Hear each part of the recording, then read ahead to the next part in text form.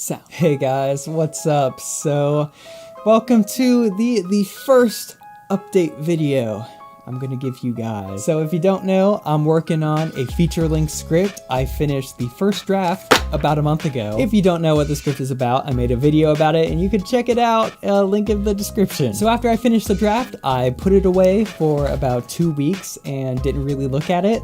I find when evaluating my work, it's good to have some creative distance for a little bit so you could approach it with fresh eyes, read it as a viewer that's never seen it before. So I went through the script and I basically went through and wrote down anything that I thought should change. There were a lot of typos, grammatical errors, and just stuff that stood out to me as something that either shouldn't be there or wasn't working well. So I made a list of all the biggest issues that I saw coming up. A lot of things having to do with the plot structure, or maybe parts of the character wasn't working, their dialogue was inconsistent, just anything I found that needed to change majorly for the second draft. And after looking through all that, I've begun the process of addressing some of these problems. The biggest problem I came across was that the villain character felt very underdeveloped. Just reading through the script, you didn't really get a reason for why the antagonist was antagonizing the main character. So I began to reevaluate and I realized that I needed to right off the bat establish the conflict between these two characters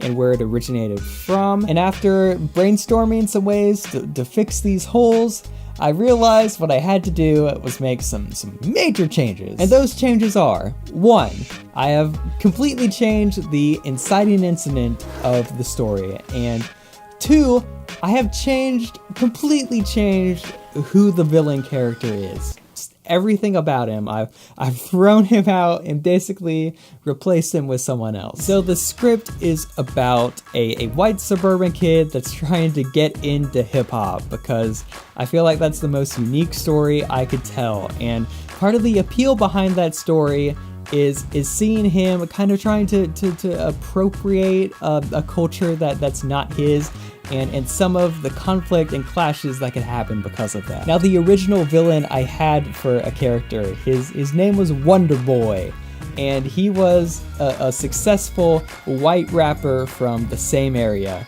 He was basically a frat rapper. Basically, the villain was like a mixture of Mike Stud and Logan Paul. But what became abundantly clear to me when I looked through this draft was that if I really wanted to show the clash between a white suburban guy trying to appropriate black culture, then the villain should probably be a black rapper. So I got the mental wheels turning a little bit. I put on a hip-hop playlist on Spotify to see what the kids are into these days, and here's what I came up with. One thing that really inspired me was this dude that I met over the summer. He's from the same city that Kodak Black is. Kodak Black was coming up at that point. He was a XXL freshman, and what stood out to me was that since this dude was from the same city as a rapper that was getting popular, like, he cared about that artist like so much more than other people normally would. There's just something exciting about someone that grew up the same place you did, like making it big on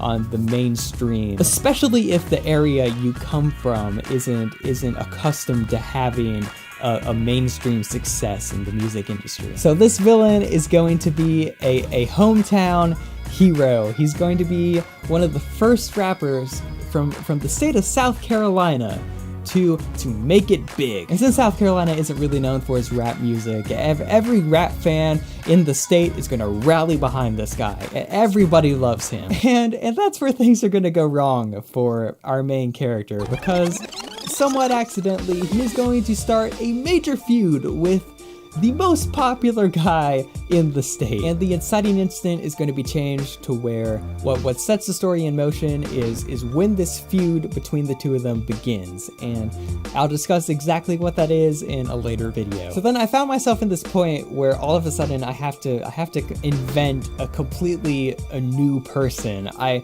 usually live with my characters for a long time, but now I'm having to create a new one from scratch. So I started doing some research. I knew for this character I wanted wanted him to be a very new school artist. I wanted him to be likable, someone that a lot of people, this whole state, could really rally behind. His style will reflect what's in right now, which is basically these very happy trap raps, melodic stuff that is a little minimal on lyrics and relies on these very colorful, upbeat trap beats. I also want him to have some very funny cringe lines, going back to the Kodak Black inspiration, although his cringe lines I can't repeat in good conscience. And an important part of creating a new character for me personally is knowing what he visually looks like, because that says a lot about a person. I knew I definitely wanted him to have color dreads because that's just really popular right now. I'm picturing maybe he has rainbow dreads where